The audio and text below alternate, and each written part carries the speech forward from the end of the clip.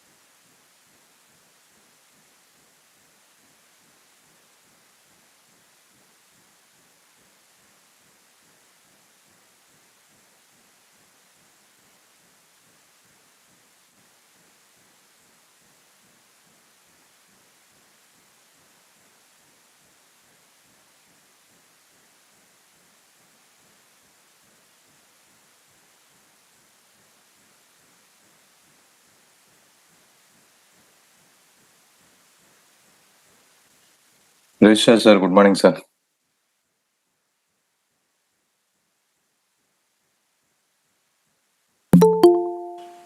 Good morning to all. Good morning, sir. Good morning. Good morning. Good morning, sir.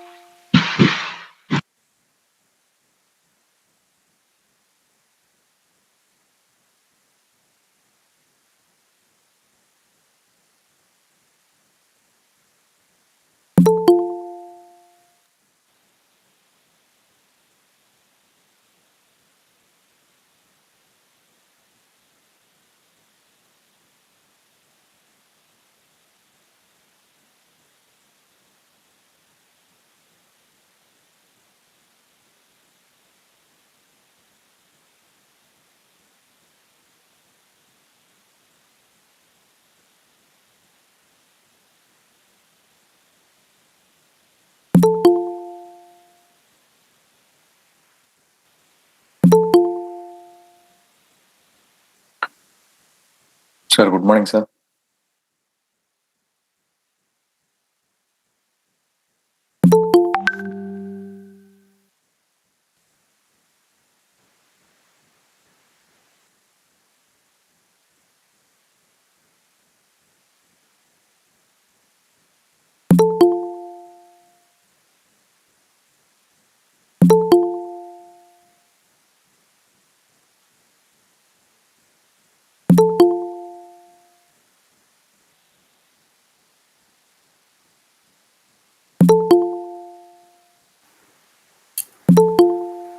Sir, good morning, sir.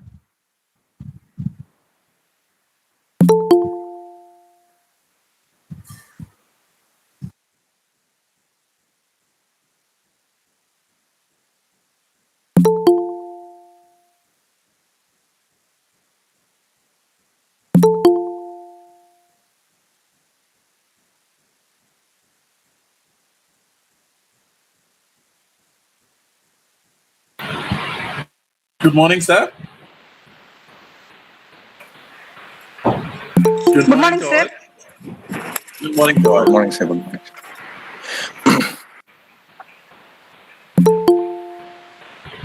Sir, shall we start, sir? Sure, sir. Sure, sir. Thank you, sir. Can I get you, ma'am? Yes, sir. Please start. Yes, sir. Akshaya. Yes, ma'am. Good morning, everyone. I extend a warm welcome to all to our national level technical virtual digital Dreamz 2K20. Small cheer and great welcome makes a merry feast. Here comes Sai Anand, student president of CSE Association, final year, to give away the welcome address. Greetings to one and all. I see the galaxy of intellectuals joined among us in this virtual event. I'm extremely privileged to have this opportunity to welcome you all to the inauguration of our 23rd and first virtual technical symposium, The Digital Dreams. I'm feeling very proud in saying that a plethora of talent that will be displayed here today is sufficient to prove that no matter what comes, we the students have the potential to become technologically advanced and industry ready. Though we are striving hard to get out of what we are going through right now, but one thing has been firmly understood by all of us, that is, education is far more than what happens within the four wall of a classroom. Undoubtedly, we are very fortunate to have faculties and non teaching staff who put their heart and soul in bringing out the best from us, no matter what strikes them. If this kind of virtual infrastructure and constant support from the institution are the two resources available to the department, then definitely we, the students, have the third one to get what we like rather than like what we get. It has been an absolute honor to work with a team which had the zeal of passion, knowledge, and sound mind. An infinite cheer for the team which said it's hard and not impossible. I once again welcome you all to this virtual symposium where knowledge is idealized in the world which is digitalized. Thank you. Thank you, Sai Anand. It gave a good spirit start for the program. Now, I would like to call upon Dr. S. Shashi Anand, Vice President of Kalasalingam Academy of Research and Education, to apprise some few words about the symposium.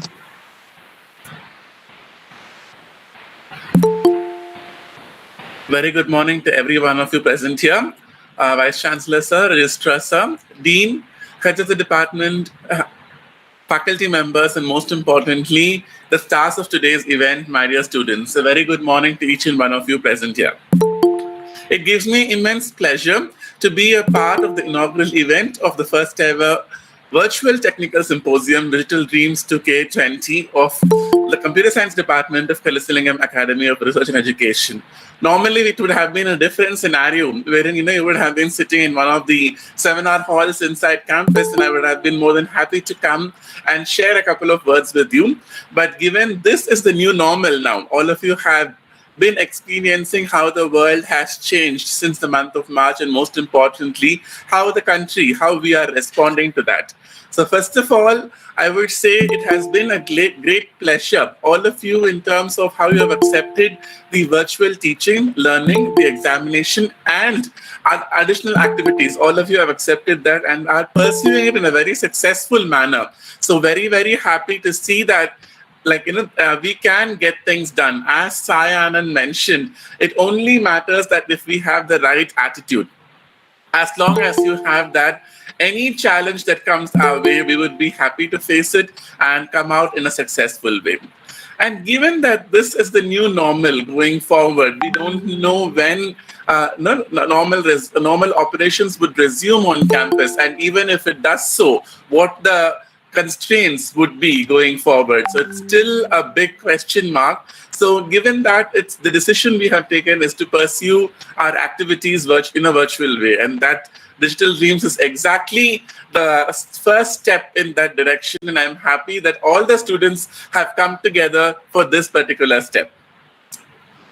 My kind request to all students, treat it as a normal symposium. Apart from participating in the activities, in your own activities, ensure you participate in others. You have this opportunity to network, make friends, bond with each other. This is an opportunity, and the technical symposium is exactly for that. Utilize that, first of all, for networking and bonding with each other, number one. And secondly, most importantly, furthering your knowledge. That, I would say, is something which is very, very important in the current scenario.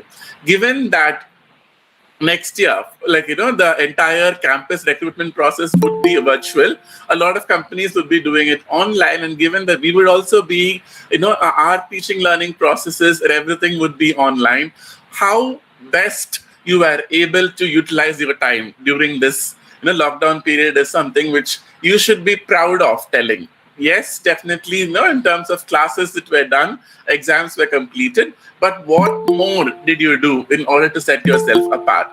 I know a lot of students, from your own department have been involved in multiple projects in developing a server for learning management system or a server for the MOOC courses. Some of them were involved in developing virtual labs. A lot more opportunities are there, and many of you, I think, are taking advantage of the partnership the university has with Coursera to take a lot of online courses to further your knowledge there as well.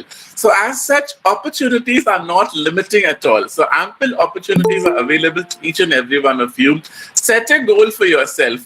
What skill or what knowledge you would like to improve, and spend certain amount of time. I'm not saying that the entire time you're at home, you should be studying or you should be working.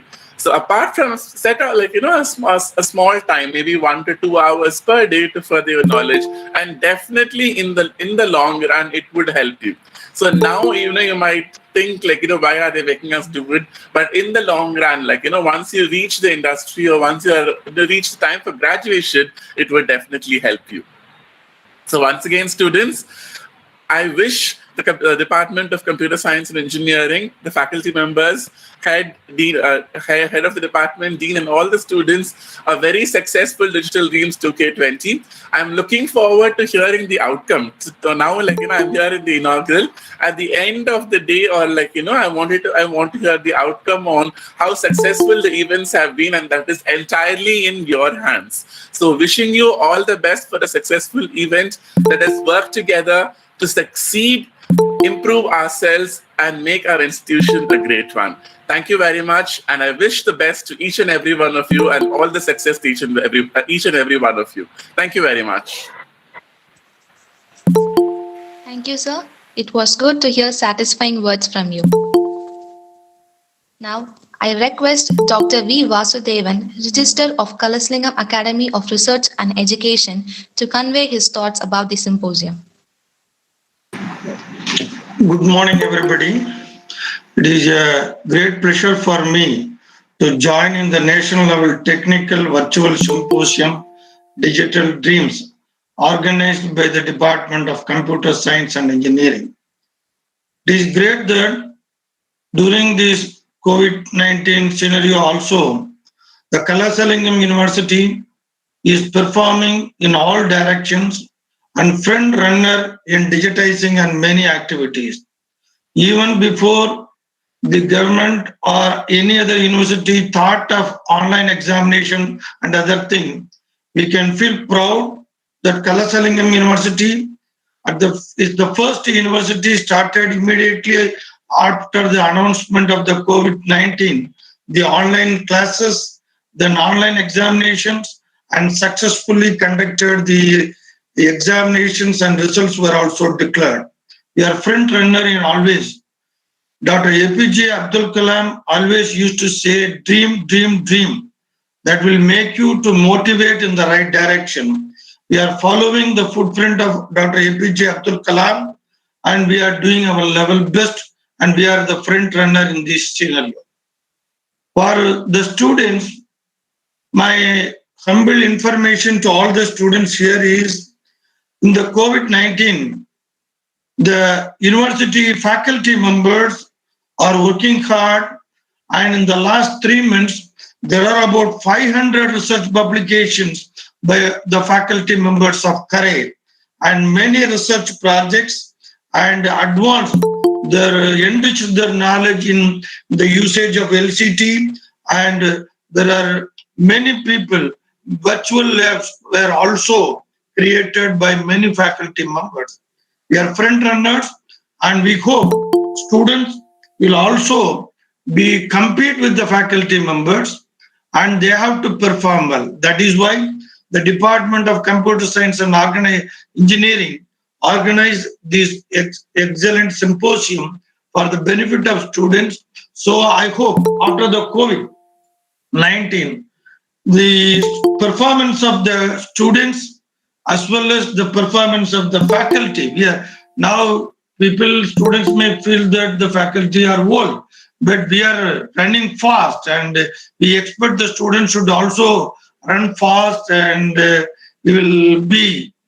That is why Kalasalingam University, even in this scenario also, we got 16th rank. We all feel proud of our ranking in many activities. So with that, I conclude and congratulate the head of the department for organizing such a wonderful function. Wishing the function a grand success. Thank you very much. Thank you, sir. It was a pleasurable one. One of the most important role of a speech is to unite the audience and focus your attention. So here comes Dr. A. Francis Xavier Devaraj, head of the CSE department, Kalasalingam Academy of Research and Education, to give away the inaugural address.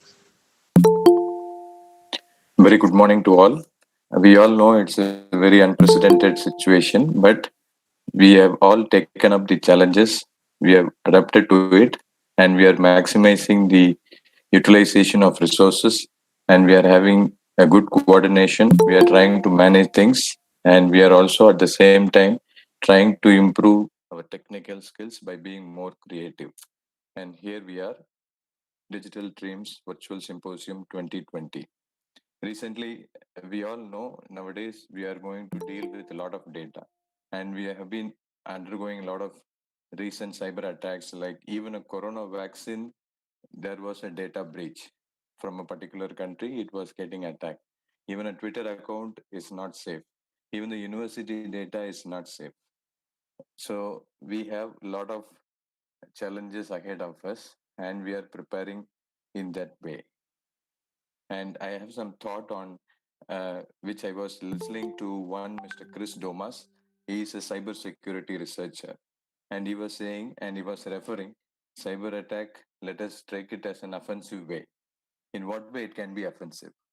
Say, for instance, a particular building is going to be under attack by a terrorist, and he is going to use his mobile phone to attack that building by using a remote control. So in that case, let us try to blast the battery, because the moment he joins on the mobile network, it is up to the cybersecurity professionals to take control of his mobile, and we can ensure and we can avoid a huge mishap that is going to happen. So that is a positive way.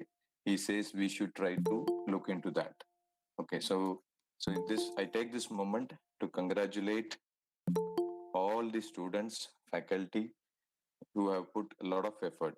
So congratulations once again. 3 cheers to CSE department. So let us not never stop improving. Let us be remembered for good. Stay safe. Thank you.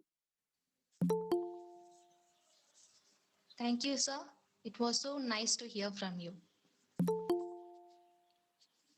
Felicitation is inspiration to other and motivation to whom you are felicitating. Here comes Dr. P. Deepa Lakshmi, Dean of School of Computing, Kalasalingam Academy of Research and Education, to give away the felicitation address. Good morning to one and all present here. On behalf of our School of Computing and the Department of Computer Science and Engineering, I'm happy to hear from our Vice President, Dr. Shashi Anand, and respected Registrar Sir, Dr. Vasudevan. And we are going to hear from the resource person, Mr. Ram Manoj, our own alumni, head of the department, Dr. Francis, other faculty members, the faculty organizers, Dr. Kaneha Devi and Ms. Jay Ranjani, the student organizers. First of all, I would like to appreciate the Department of CSE for organizing this wonderful virtual symposium. The digital dreams, almost it has become as true because of this pandemic situation. Of course, we all know that it is an unpleasant situation, but we have got to know about the infrastructure we have and how we can utilize the infrastructure, especially the IT infrastructure perfectly, and how maximum we can utilize for various purposes, starting from learning, business, and production, everything, how this IT infrastructure can be used. So we have learned this during this lockdown period. Of course, earlier also we had all these platforms, online platforms, but how much we have used for teaching and learning and examination, that is a great question mark. Now, because of this pandemic period, we have especially Kalasalingam Academy of Research and Education is utilizing this online platforms 100% for both teaching, learning as well as examination. So that is a great effort. Earlier, if we want to bring our alumni to the campus or resource persons to our campus from good profiled universities and good profiled companies, I mean, we have to struggle a lot because their time how to, accept their travel and all other arrangements. But now we are able to meet them virtually and we are able to hear from them a lot of input from them. The department has organized many webinars, workshops, value-added courses, training programs, competitions in online itself. That is a wonderful approach. And at this moment, I would like to insist one point to the students. So again, earlier, if you want to go to some workshops or competitions to attend in other colleges, it will be eating your time. Now it is not like that. If you want to attend a particular webinar, it is 1 hour. A particular workshop, it is 3 to 4 hours. You can sit in your home and then you can listen to all these things. So it is the time for learning variety of topics, variety of areas available in computer science and engineering. And you need to focus on the product development also. Of course, there are academic research, but from a survey, I have read that 90% of the academic research are not read by anyone, in fact. So this is the time. We know that our Indian government has banned many of the Chinese products, especially the mobile apps as well as the websites also. So this is the time for Indians to come up with products, especially in the software industry. So if you develop a solution which could be used at least by 10 people, that is really wonderful. So use your time to learn the things at the same time to apply the things also. So our regular classes in online mode is going to be resumed from August 17th onwards. So you will be having a regular learning. Apart from that, you try to have the habit of online learning also regularly. So once again, I wish the department and the organizers to make this event as a grand success, and thank you for the opportunity. Thank you. Thank you, ma'am, for your sterling words. The best thing in life are not things, they are moments. Now, I would like to call our chief guest, Mr. Ram Manoj Ramachandran, to release the magazine.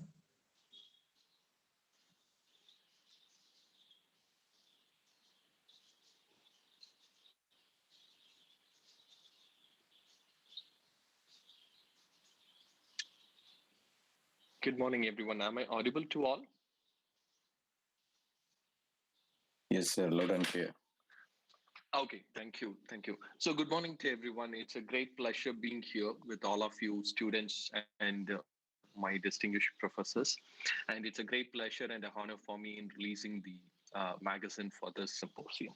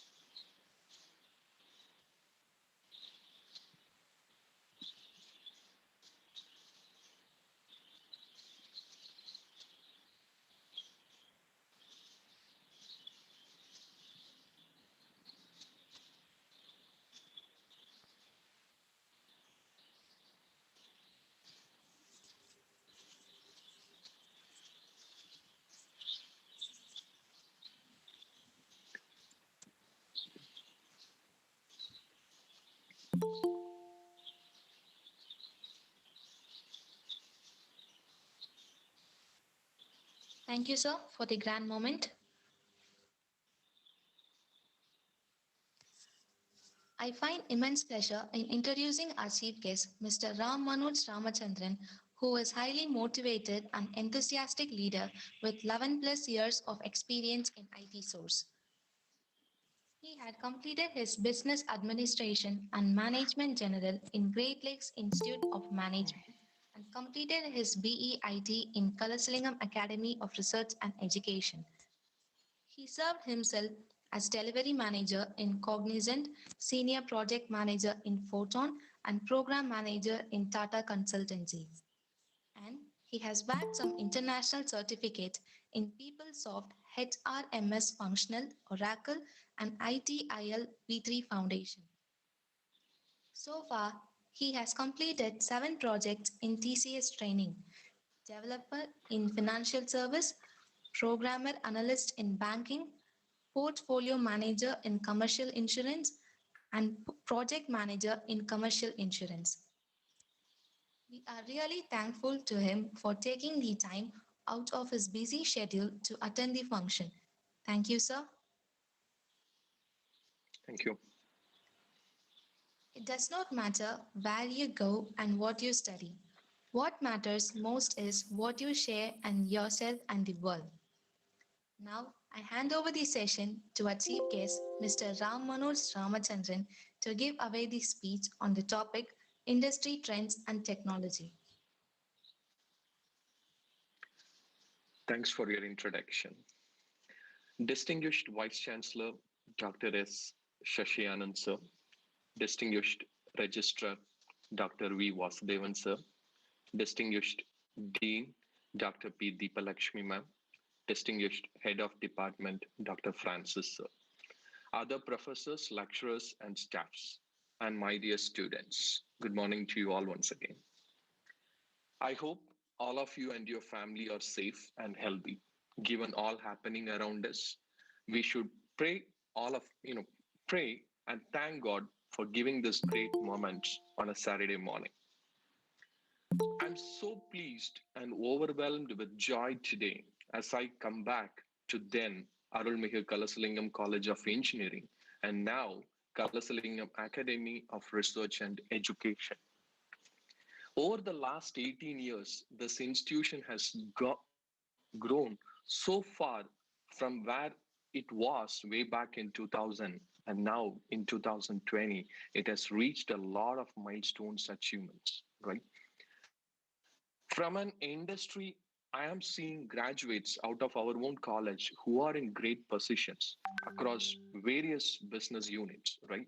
In my own company, in our company, I do see a lot of people coming out of AKC. And it's a great moment and a pleasure seeing each other in an industry, right? And wherever I get a chance to meet anyone from our college, it really gives a great meaning to all of us and the great institution. It's the very first virtual symposium for you all, and it's a very first moment for me in meeting such a huge population of great people and leaders, right? I could see there are around 173 participants. And when I see this whole crowd, I'm very nervous. I feel even when I physically present over there, I may not be, but when I present myself virtually today, I feel so nervous as well as I feel so responsible, right? The responsibility is because of two reasons. One, I feel it's my own college, right? I am part of this college and I am representing this college in front of you all and making a meaning to you all, right? I'll take the next 30 minutes to share some of my experience, what I learned over the last 18 years. And I will give you a perspective of you as students, how you should be looking at your academic experience and your professional experience. What you learn out of an academy is the most important thing that is going to carry over your future. We all know this, right? I'm sure every one of our parents used to tell us from your childhood saying that do your job properly, starting from your kindergarten all the way till now, you will be hearing your parents saying that do your job properly, do your exams properly. Why do they say that? because what we learn from an institution, what we learn during our school, colleges, that's the fundamental that's going to take you all the way to rest of your life, right? When I say fundamental is not just about education and knowledge what you learn. It's a lot of things, right? It includes your education, it includes your attitude, it includes your communication, it includes your leadership skills. So when you as students, be it first year, second year, or in your final year, you should look at your 4 year journey in this organization in a different facets of experience that will set a great base for you to take your career in a much brilliant manner, right? With this, I'll share my screen. I'll take you over my experience as well as a quick knowledge share on what I think from a digital and from an technology perspective, how things are shaping up. I hope this will be much more useful. Just give me a minute. Let me share my screen.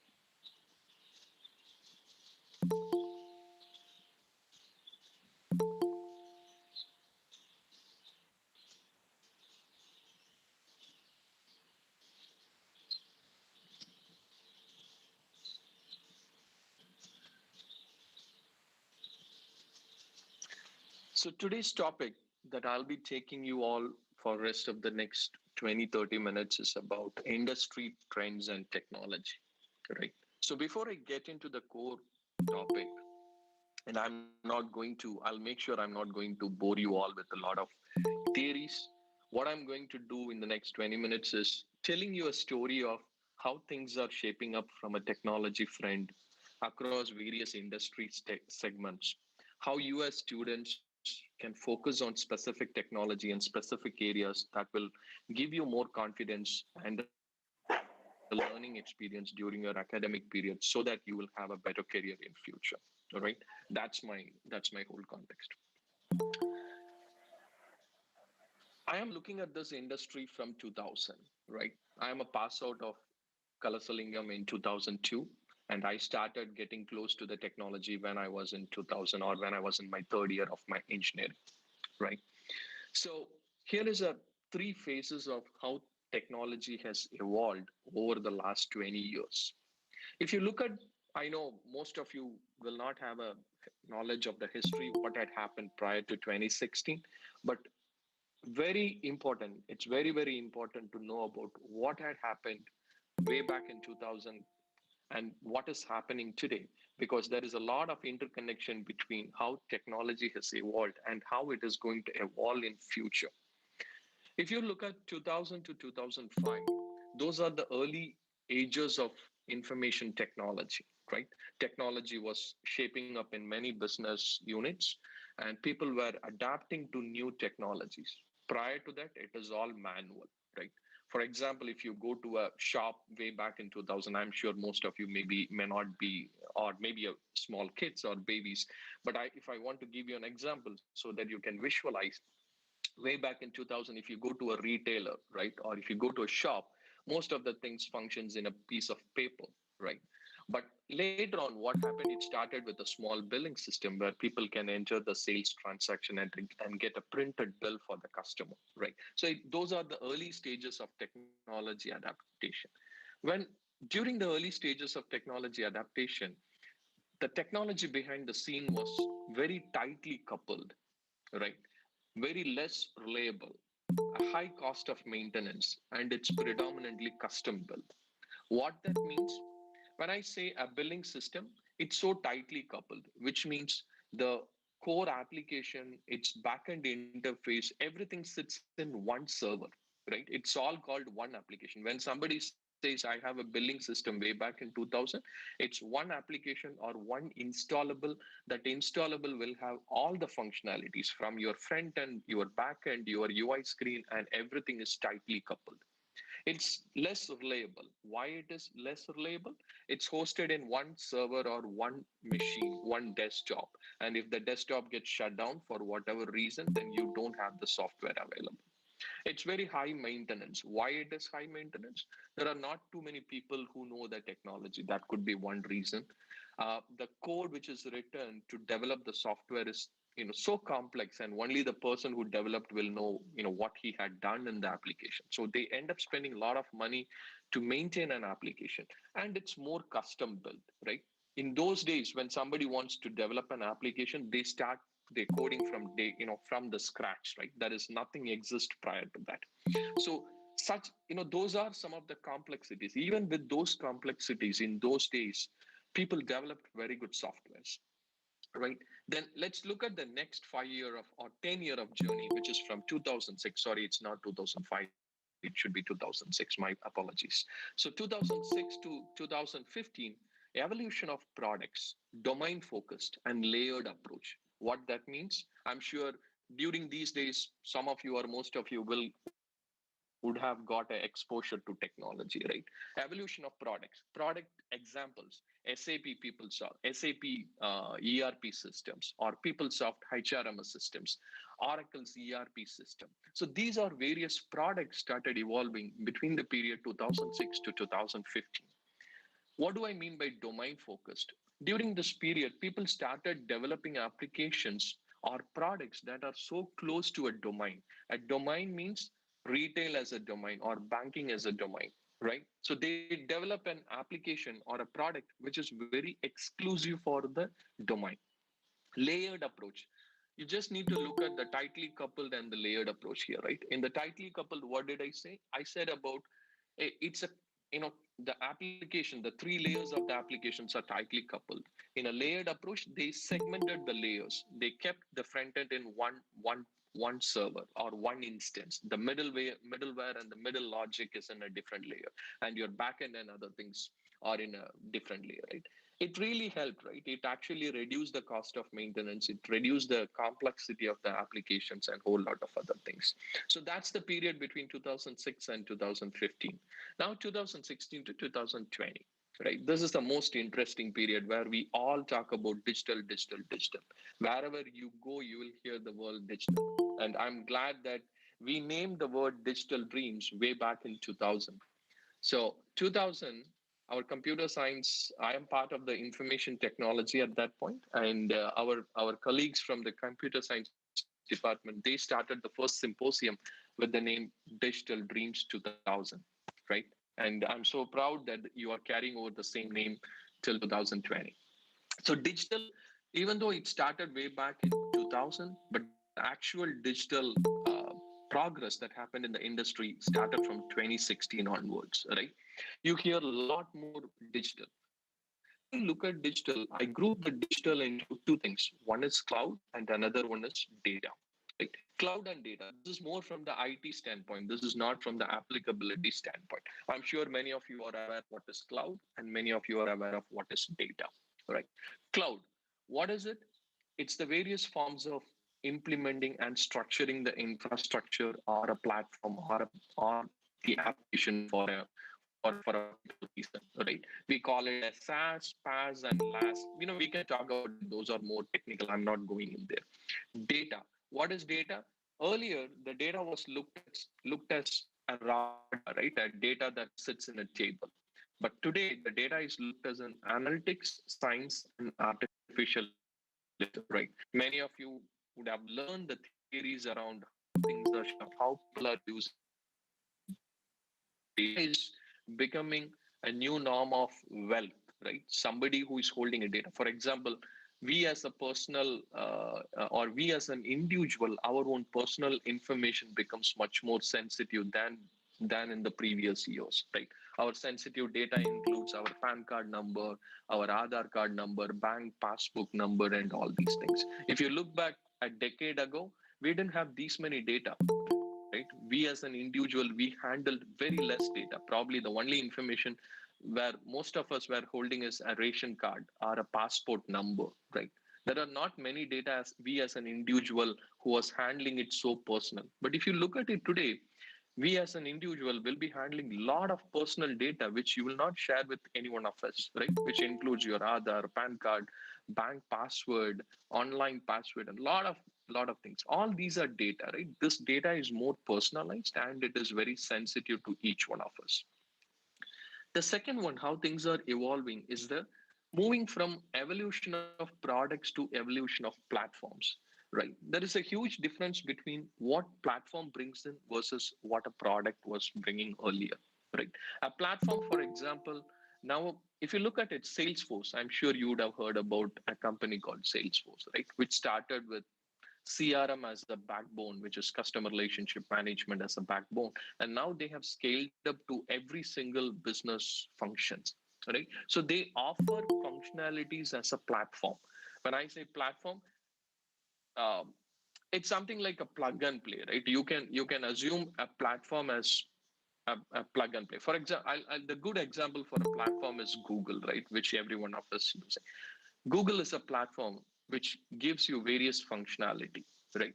And any normal person can use the platform without any training. You can use Google for email. You can use Google for chat. You can use Google for Meet. We are doing that right now. We can use Google for shopping, searching, everything. So these are platforms. When you compare a platform versus a product is something which requires a little bit of customization, a little bit of training, a little bit of complexity around it. Whereas when it comes to a platform, nothing is required. It's just a plug and play, and you start using it.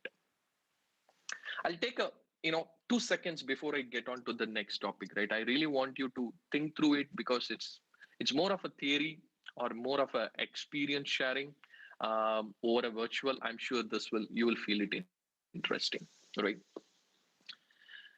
Now, in parallel to the technology adaptation, what I explained so far, I want to give a view on how India has shaped up with the changes in technology, right?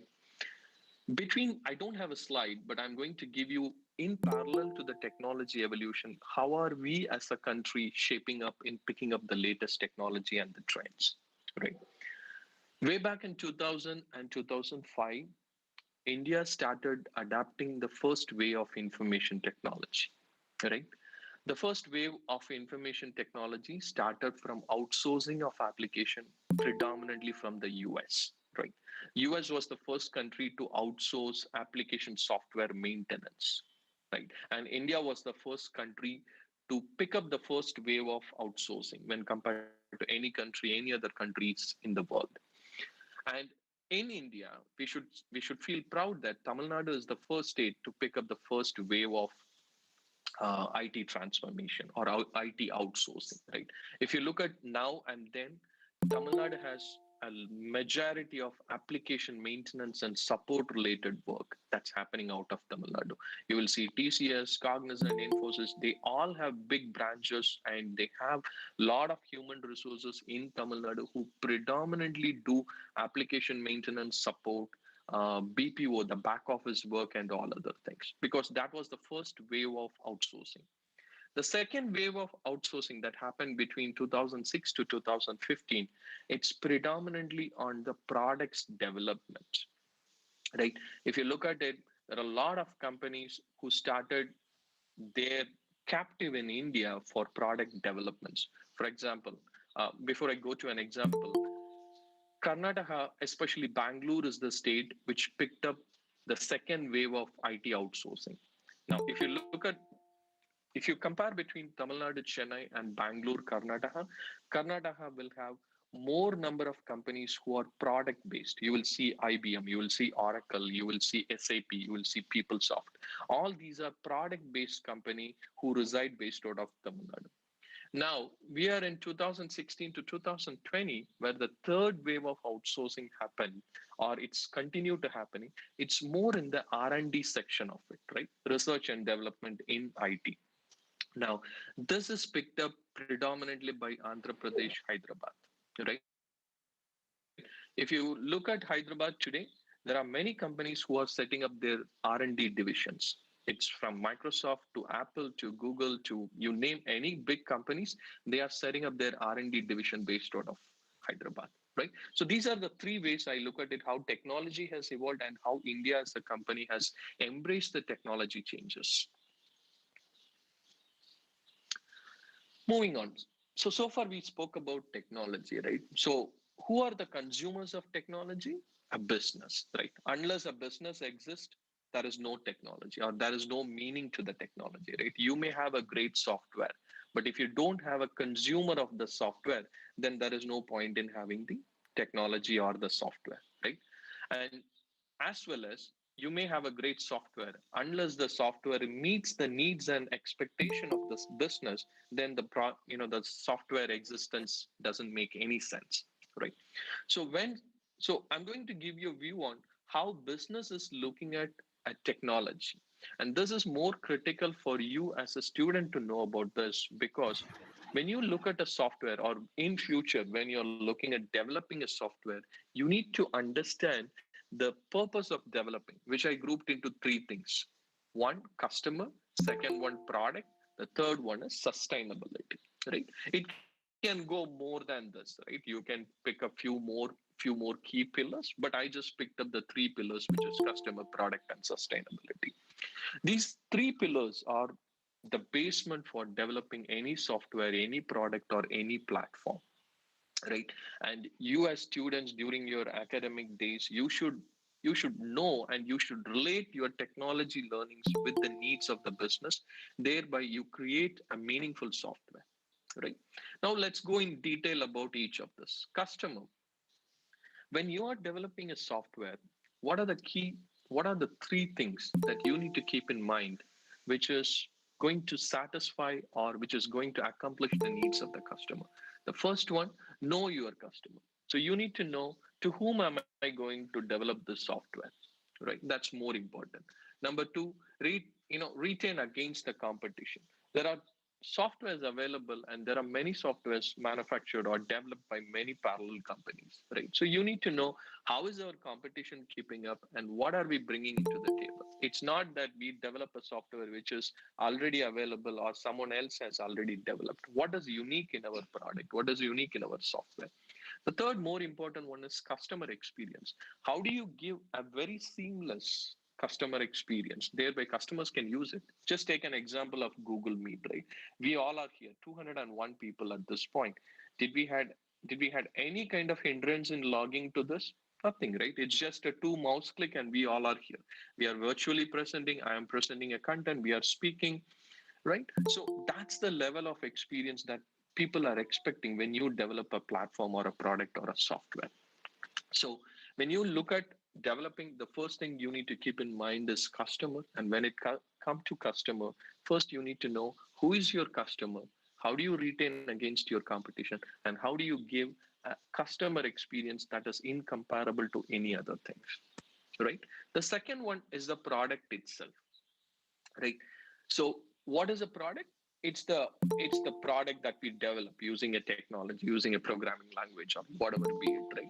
Now, does it meets the purpose of the product, purpose of the business, right? Today, if you take an example, let's say Google, before they developed the Google Meet, they would have visualized a problem statement, right? The problem statement could be is, hey, people are moving digital, people wants to virtually meet, they want to share a content, they want to speak, they want to virtually see easy, seamlessly, and kind of thing. So that's the whole purpose against which they developed a platform called a Google Meet, right? If any one of the purpose is not solved, for example, hey, I can share a voice using Google Meet, and I have to use another software to share a content, then we will find it a little bit challenging, right? We don't like it. Now, when you have all the features bundled into one platform, it makes things easy. It solves our purpose, right? The second one is, how do you design the product? That is more important, right? In the current world, the design is primary, right? Unless your design is meaningful, unless your design is the paradigm of your product cannot exist, right? And when I say design, it's not just about preparing an architectural design or kind of thing. Design is there in every single elements of the work, right? It starts from your execution of the project all the way till implementing a project and developing and maintaining a whole lot of other things. So how do you design the product? The third one is value for money. You can have a product. Let's say Google developed this great product called Google Meet, and if they say, I'm going to charge you 10 rupees for every single minute, then will we all buy this today? We won't, right? So that's the value of money. So we should feel, again, we are not paying any money for Google Meet, but there are other instances where we pay money and buy a product, right? But when you pay money, you see the value what you are getting for that payment, right? Or for that, for the money that you're spending. And unless it makes value, you don't feel comfortable in spend because it's sustainable. What this means, right? It's not a one activity of developing and then launching it and having people to use it, right? It is more about innovation. It's more about keeping the product. Again, I'll take Google Meet as an example, right? When I remember using Google Meet for the very first time, it just got it got all the features what we are having today, right? Which is your voice, video, content share and other things. But every day, if you look at it, it keeps evolving. So today they have a feature to change your background when you are on a webcam, right? Today they have a feature to interconnect multiple. So as a product, they keep evolving as the needs and the demand changes, right? The second element is the cost optimization. So when you are evolving as per the market, how do you maintain your cost, right? You cannot keep increasing the price of the product or the platform as you evolve. You cannot say that, hey, I develop a product, now I added a couple of more fees, I'm going to charge you, $10 extra, right? It's not all fair by, even if there is an increase, it's not a significant increase, but it's a manageable and acceptable, right? So in summary, what I'm trying to convey here is there are three elements which you need to focus when you are looking at a software, right? And again, this is more important for you guys as a student because in the near future, you will be in a situation of, developing software, right? Today, you are a consumer of a software or a user of a software. Now, a few years down the line, you are going to be a developer of a software or you will be a designer for a software. So when you design, when you develop, or when you maintain a software, there are multiple things that you need to keep in mind. And of this, I pick up the three elements which I feel it's more critical: customer, product, and sustainability. Moving on. So technology beyond 2000, right? So we saw the history, we saw where we are today, 2020, and we spoke about what is the expectation, what people are looking from IT to serve and other things. Now it's a small perception about how do we see the technology beyond 2020, right? And it's more important, right? Because unless we see the future today, it's very difficult to survive in the future, right? We do need to predict, we do need to know what is going to come or what is going to change in future, thereby we can prepare ourselves, right? So these are the four key pillars that you have a great product, right? But if you want to use the product, there is a lag or a lead time of 30 seconds, right? You may think 30 seconds is not a big of a time, but there is an equivalent product where you don't feel the 30 seconds and it's seamless, right? Let me take another close example. We are using Google Meets and it's really real time, right? When I speak, you hear it. When you acknowledge, I hear it back. When I flip a screen in the presentation, you immediately see that, right? Let's say instead of this kind of a seamless real-time experience, for every change, there is a lag of 10 seconds. In general, 10 seconds doesn't make sense because it's not going to make a huge difference. But in a virtual world like this, that 10 seconds makes so much meaning. right? Or it will make you feel so hard with the 10 seconds, right? So the performance. So how do you develop a product or a platform which gives you an experience where people don't experience the lag time, right? Let's take Amazon as an example, right? I'm sure we all do shopping in and out in Amazon, be it your mobile application or be it your e-commerce application, right? Have you ever seen a delay? A delay could be because of your internet connection and other things. But if you're really in a better or a good internet connection, and if you just go to Amazon.in and if you're searching a product, do we ever see a delay in their response? None, right? You won't. It's very hard to see even a flick of a screen delay, right? When I say flick of a screen, it's less than a second's time, right? You won't even feel that. When you search for a product, boom, you get it. You get the product. When you click on a product to learn the description, you just get it. That's what the performance is all about. And people are expecting, right? And for example, for an e-commerce industry, you may say, hey, what's the problem? I can wait for 10 seconds. It's not an issue. But technology is serving in multiple other areas, right? It is not just e-commerce alone. For example, let me take an example of a warehouse, right? You all know about warehouse, right? Which is the back end or a back office for any retailer, where they keep stock of all their products and other things. Where in a warehouse, the performance of the application is much more important and much more sensitive, right? For example, what the main purpose of the warehouse is to keep track of all their inventories and making sure that they serve the sales channel properly, right? When I say sales channel, it could be e-commerce is one of the sales channels, stores is one of the sales channel. So inventory is sending all their products to all these sales channels, right? So in this kind of a scenario, the performance of the application, even if there is a delay of 10 seconds, will cause a bigger damage, right? How? For example, when somebody wants to know about a real-time inventory stock availability in a warehouse, then it has to be real-time. There cannot be a delay by even by 10 seconds or whatever the minimal amount of time, right? Because it has to be real. Thereby, they can do a real-time prediction of how things are or how much product and quantities are available, and they can act on it, right? There are some places you can compromise a little bit of delay, but not everywhere. So performance is a key thing which is actually define your product, and this is going to be a focus area as we see the technology way beyond 2020, right? And there are a lot of technologies which are shaping up to bring the performance to the expected level, right? Cloud is the biggest enabler for performance, right? If you look back a decade ago, we were hosting applications in data centers. A data center is a cluster of applications or cluster of virtual machine sitting in one building, right? That data center, you may have the data center in US and you may be accessing an application from India. Today, it's not the case. It's all in cloud.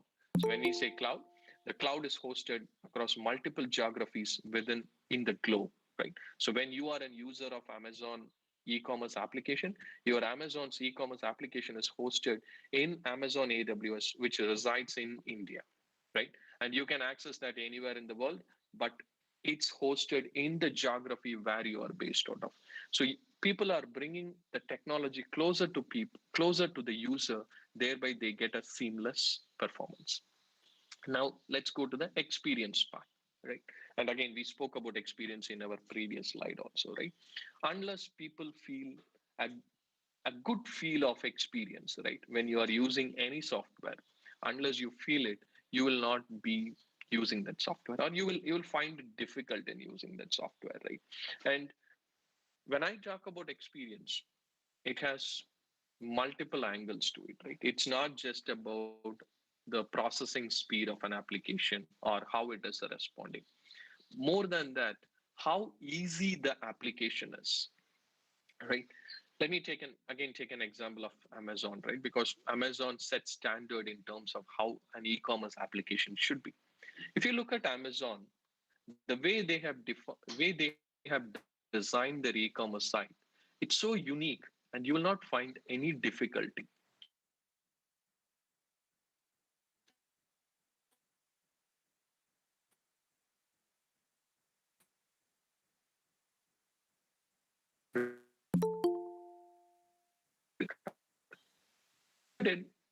If you think, is this the right way of doing? Yeah, because this has made things so easy. Even many of us pick a product. So that's the level of experience that Amazon has brought in, right? And this experience is really, really important to make a product and the technology successful. And this is going to be one of the driving force of an existence of a technology and a platform or an application. The third one is automation. And this is not a new term. You would have heard about automation a decade ago, and things are changing, right? So I'll give a view of how automation is changing over the years, right? A decade ago, when we look at automation, it is more about converting a manual work into a automated work. For example, if somebody is manually reconciling their daily sales data, right? Instead of you doing a manual reconciliation, you create a batch job that will reconcile the daily sales data. If I want to be a little more precise, let's take a shop, right? A shop will have transactions every day. So end of the day, let's say there are 1,000 transactions that happened in the shop. So as an owner of the shop, I would like to know, hey, what are these 1,000 transactions, right? What products I have sold in this 1,000 transaction? What is the minimum price of each of the product? Or what is the minimum quantity a customer has purchased in certain products? These are various reconciliation. As a owner, I would like to know. A decade ago, these were handled as automated programs, right? We write a program code which will actually do all this calculation and tell you. The same functionality is achieved using a bot, right? A robots or iBot, right? So these are, a bot is something which is a fancy term of automation, right? Which is not an automation. It is an intelligent unit, right? What is happening around the application, and it can bring in more insights and things, right? Another good example of an automation is the drones and the drones, right? So if you look at a decade ago, when prior to the world of drones, it's very difficult to learn and understand what's happening in a geography or what's happening in a place. Now with the drones, it's very easy to learn what's happening. For example, there is a flood in an area, right? So if you want to know about what's the impact of the flood in a specific area, in the olden days it's very difficult, right? Either people have to go there physically and find out, or they have to fly in a helicopter and other things. Today it's all unmanned drones, right? That's another automation. So automation is actually making things simple. More than simple, it is making things intelligent, right? That's the difference between the olden day automation versus the current day and the future automation, right? Just to summarize, in olden days, the automation is more about a to-do list, right? In the sense like I have 10 things to do and it automatically performs the 10 things. In the future, the automation is evolving to the extent where it automatically it has its own intelligence of what the customer wants, right? So that's the level of automation that we are doing, or that the industry is trending. The final one is security, right? So all this is good, which is performance, experience, automation, everything is good. But one thing cannot be compromised, right? If you are providing performance, experience, and automation, and if you end up compromising on your security, even to an extent of 0.001%, then nobody will buy that product, or the product is meaningless, right? So you can have a great experience. You can have a product which is really a great user experience, or it is designed in a more unique manner. But if customers are not confident about the security aspect of the application, then nobody will buy it, right? So when we talk about security, it is not just about, hey, how complex how the system is designed in terms of logging in, or how is the password complexity and all of that stuff, right? It is much more than that. I'll take an example, right? In my view, security is looked at as transparency and how do you create trust, right? What that means: transparency. Just because I want to keep my application secure doesn't mean that I'll hide all the information behind the scene and I'll make it very hard to, hard to have the user to look at it. Then it's not meeting the purpose, right? You have to be transparent in a guided manner, thereby people can access and consume the data, but at the same time, it is trusted, right? For example, I'll give an example. You're logging into your banking portal, right? So when you log into your banking portal, let's say there is a two-level authentication. You have your user ID, you have your password, and then in some banks it will give you an OTP, or in some banks it will ask you to enter your 4-digit online PIN number. Right? So that's a two-level authentication. When you go inside your bank account, with your initial credentials, you can look at all your bank transactions, balance, and everything. Let's say you want to change your personal settings, you want to change your email ID, you want to change your mobile number in your bank. Then it asks you to do a one more level of authentication, right? It will tell you, okay, now you want to change your phone number, then I'll initiate another OTP, you confirm the OTP, right? Or you have a different way of authenticating. So what this is, so this layered approach of security gives a trust to the customer, right? Because a phone number in a bank account is a primary information, right? Nobody, you can tell your phone number to anybody, you are sharing your phone number, but the phone number in the bank is going to be more critical, because your entire, how do I say, financials are pillared around your phone number today, or your personal and your financial informations are pillared around your phone number today. So security is the, or compared to all the three, which is performance, experience, and automation, unless you have a transparent and a trusted security for your platforms and application, you cannot be successful. And in my view, these are 4 areas. There are further more areas, but these are the primary 4 things that the technology is shaping around. And these are the 4 things that expectation in the technology as we go along, go beyond 2020. Focus. So now we learned about, at least in the last 15 minutes, I think I gave you a view of how things are shaping up from 2020, what's the business focus, or how business, what is expected from the business, how technology is evolving, and other things. Now, what is in it you as a student, right? What do you need to focus? What do you need to learn? The first thing, technology foundation, right? In my experience, I'll tell you, what you learn in this 4 years is going to be your base for your future career. Okay. And every subject and every language or anything that you learn, it's going to set you a very good base in your future. It may not be directly, but in many forms in indirectly. So during this period of your career, or during this period of your education, make sure you focus on your foundation to be strong. Okay. A foundation could be learning a programming language to the deep, right? Or learning about the infrastructure side of it, or learning about the database side of it, or learning about the UI side of it, right? Pick based on your interest area, and make sure you develop a strong foundation in one or more than one. Right. I'll strongly say don't focus on one technology. Always have a primary technology and a secondary technology as you shape up your career. Right. You can say, hey, I want to be a good front-end developer. Right. You cannot just focus on front-end technology alone.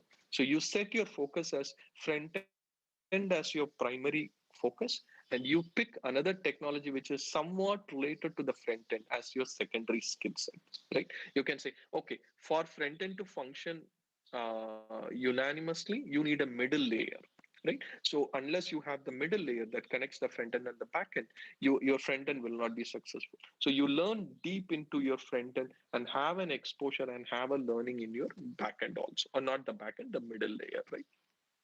I'm not just saying you learn only two. If you have time and capability and interest to learn more than two, please feel free to do that. But I always recommend keep your focus as primary and a secondary, right? Because as things are changing, changes are so fast, right? right? You may be learning a technology, the technology may change entirely to a different one in the very next year. So it's always, if you have a primary and a secondary, you can actually, it's easy to switch. Right? So keep your technology foundation real strong. The second one, domain awareness, right? If you go back to my earlier slide, when I spoke about the domain-centric platform development, which started from 2006 to 2015, even today, all softwares and platforms are developed keeping domain as a center point, right? What is domain, right? I don't know if you have learned it, but domain is, example, banking is a domain, retail is a domain, insurance is a domain. These are business verticals or business units, right? So when you think of a software, when you think of a product should be accommodatable within a domain, right? So you can develop a better software only when you know the domain, right? If you want to develop a equivalent product to Amazon, unless you know how an e-commerce function work, you really cannot develop the software, right?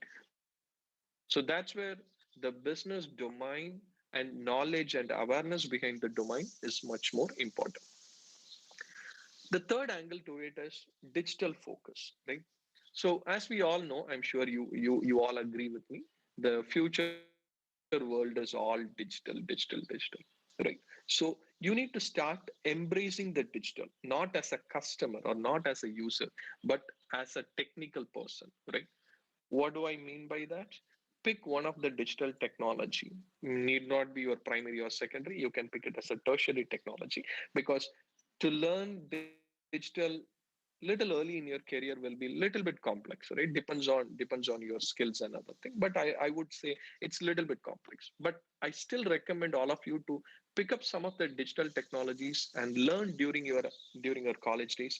That will definitely help you as you get onto an industry, right? A digital technology could be cloud, a digital technology could be data, digital technology could be a mobile based application development and all other good stuff, right? So pick one of the areas, try to learn, try to embrace during your college. The fourth one, which is continuous learning, right? So again, it's no brainer, right? Nobody need to, or I don't need to explain what this continuous learning means, right? For all of us to be successful, right? You should learn every day. There is no choice to it, right? We cannot say I completed my degree, end of my fourth year, I get a job, be it TCS, IBM, wherever it is, my life is done, right? That's just the beginning, right? Getting a job is just the beginning, because your roles, your responsibility, what you do in the job changes every single day, right? And in my 18 years, right, I have seen different, or I have played different roles. And for me to play the different roles, there is always a learning prior to getting onto a role. For example, today I am a portfolio manager, right? I manage a portfolio of about 250 people, and the value of the portfolio is about $15 million, right? That's the portfolio which I am managing. And it's for various, it's about for 10 different retail customers in the US, right? So for me to own this portfolio, I have to really strong enough in terms of what is retail all about, right? I have a very good base of what is retail all about. What are the various technologies that are shaping up the retail industry, right? How do I efficiently run a project, right? Or run this team? Managing a team of 250 is not something really easy, or I didn't learn it on day one. If I was given in my fifth year of my career to manage a 250 member team with the say $15 million, value, I'm not capable to do that. But I have learned it. I have gained that experience over the last 18 years. That gives me the confidence to run this. So this is possible, and I'm telling you from my experience, right? And this is possible only when you keep yourself up to the pace of the changes. And to keep yourself, you should always keep an eye on learning. You should always keep learning things, right? The very final one is leadership, right? So many of you would have heard about, saying that it's not hard work, it's more about smart work, right? And that is very true, right? And the smart works come only when you are aware of the leadership skills, right? A leadership doesn't mean that how many people you manage or how much money you bring into your business and other thing. A leadership is about how do you evaluate a situation, right? Let's say you are given a problem, right? A problem could be as simple as, okay, I want a program to be developed thereby I can keep track of all my daily records, right? How do you visualize the problem? How do you solution this problem? That is a leadership angle. How do you evaluate yourself? Right, that's one of the bigger quality of a leader, right? So if you look at great leaders who know self or who do a self learning of them, right, they clearly know what they know and what they don't know, right? A true leader, if you ask a true leader or a person who actually have the good leadership skills, when you ask them to do something really new, he will not shy away from saying, I really don't know how to do this. Either somebody has to teach me or I have to sit and learn, right? So that's a leadership quality. If you don't do it, or if you don't carry that leadership quality, you may end up accepting something which you don't know, and you may end up failing, or you may end up failing the whole team, right? So there are multiple. Again, I'm just picking that as one example, right? But leadership is again a very broader topic, right? But what my point of view is, you as students should start looking at leadership as one of the angle which will shape up your career, right? And this is, as you learn more technology, more concepts, platforms, and other thing, unless you carry face of a leader, or I would say if you carry a good face of a leader, then your growth will be tremendous. You will be much more successful, right? So with this, I will end my speech. Once again, thanks a lot for giving me this opportunity. And I'm really proud and honored to be here once again, coming back to my own college. It's really nostalgic for me, right? I could still recollect things that happened way back between 1998 to 2000, right? Um, I think if I remember exactly right, it was 29th August to 1998 was my first day into our college as a student, and 30th was my birthday, right?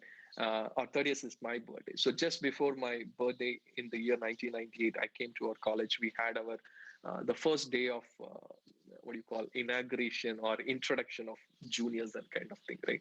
So it's I could still recollect some of those old memories. And while I was preparing for this speech, I was looking at our college website and I was looking at the various photos and how things have changed. I couldn't imagine how things have changed, right? Lot of things. I still remember the inauguration of our TIFA core in 2000. It was really a gala function at that time where we had Dr. Abdul Kalam inaugurating the stone for the building. And now I see the building which is standing upright, right? It's really a fascinating one and a lot of memories for me. I can keep go on with this, right?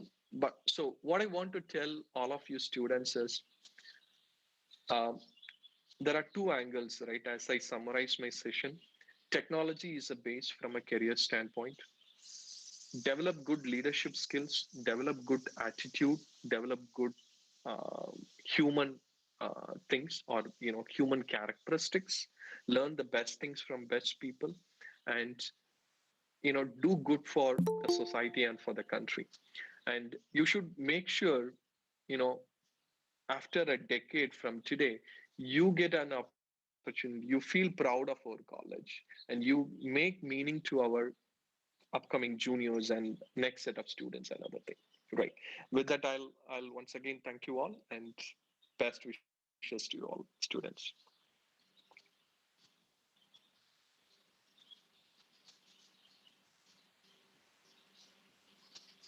Thank you, sir. We hope that students are able to seek guidance from your thoughts. Absolutely, thank you.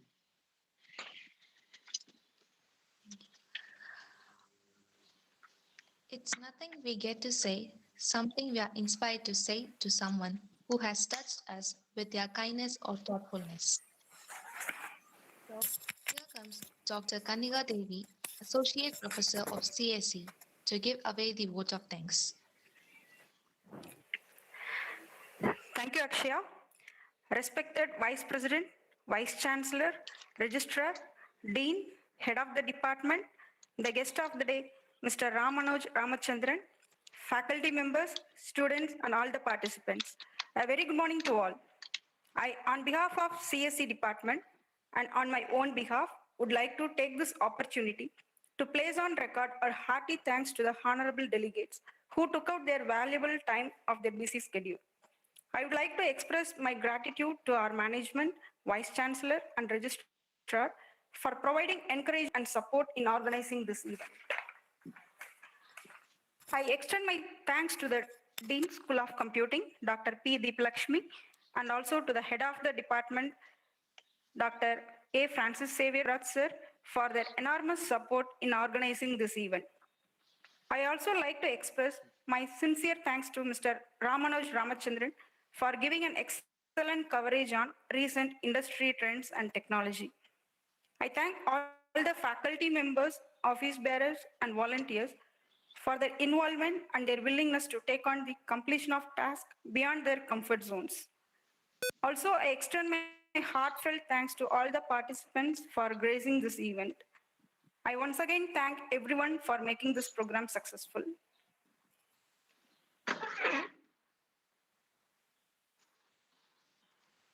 Thank you, ma'am. Listening is often the only thing needed to help someone. We would like to express our deep gratitude for your generous support and time. And upcoming events for the day: Tech Thesis, Coding War, TechCon, SegFault, and Quizonics. I request all the participants to take part in the events and exhibit their talents with delight. We desire that it could be a good step for the future. Thank you all.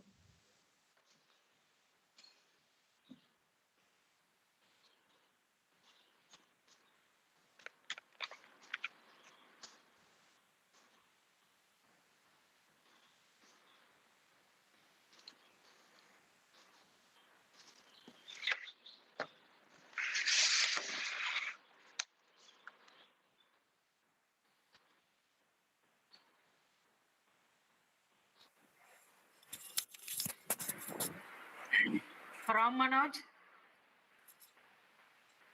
Yes, ma'am. Ramalakshmi,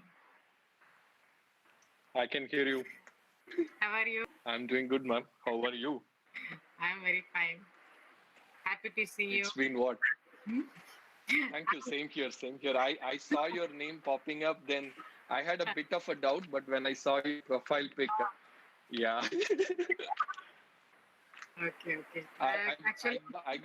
I got a little bit of a nervous when I see your name because I was looking for any known people over there, and you are the only known person. So talking in front of my own, teacher after so many years is a bit of a nervousness. Very happy to see you. Sure. Madan actually he pinged me yesterday Okay. with the invitation. Okay. I said I know this earlier. Okay. Okay, ma'am. Hope you and your family are safe. Yeah, we are all with safe. the COVID. Okay, good to hear, ma'am. Where are you now? Super. In Chennai? No, I am in my hometown, ma'am. I'm in Nagarkoil. Okay. Yeah. I came back last week. Towards end of June, I came back. When I see your name, I remember our our InfoSpark inauguration. InfoSparks 2000. Same day we actually inaugurated IT Department Association, no? Correct. Actually, I wanted to recollect those days. Shubham sir is the one who named that as InfoSparks. But I think he started the name called Inevitable. Okay. The very first one. Anyway. First inauguration. And First there was a competition between IT and CSE department. IT and CSE in terms of, One side MSS sir and the other side Dr. S. Radhakrishnan sir. And they could not fail the one for the other, right? So bad thing for them. Happy Mother's Absolutely. Absolutely. Yeah. Good memories, man. Good memory. Day. Yes, yes. It's good to see you all and to talk to you Thank you for coming and after so many for years. other Yeah. events also. Sure, Your speech was wonderful. Thank you. it's all. I'm not saying just for a saying, right? It's all the learning and the experience what I gained over there. Definitely, it's a greater part to it. Thank you. Okay. Stay safe, man. Nice talking to you. We'll catch up. Stay safe. Thank you. Okay, Bye. cool. Thank you. Bye. Thank you, sir. Thank you, everyone.